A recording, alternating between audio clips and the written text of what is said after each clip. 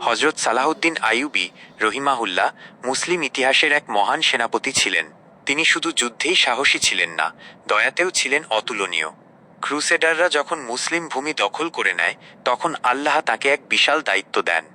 বহু বছর সংগ্রামের পর 1176 সালে হাট্টিনের যুদ্ধে মুসলিম বাহিনী এক বিরাট বিজয় অর্জন করে।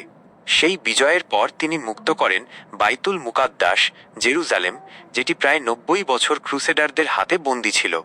কিন্তু এখানেই তার মহত্ব সবচেয়ে উজ্জ্বল হয়ে ওঠে।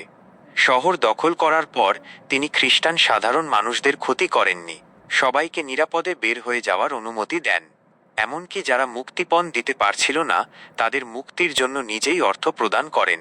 শত্রুর প্রতিও তার দয়া ছিল অতুলনীয়। খ্রিস্টান ইতিহাসবিদরাও স্বীকার করেছেন, সালাহউদ্দিন ছিলেন সিংহ হৃদয় যোদ্ধা, তবে দয়ার দিক দিয়ে তিনি রাজাদের মধ্যেও অদ্বিতীয়।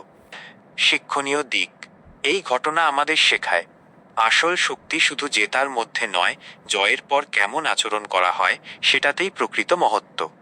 ইসলাম আমাদের ন্যায়, দয়া ও মানবিকতার শিক্ষা দেয়।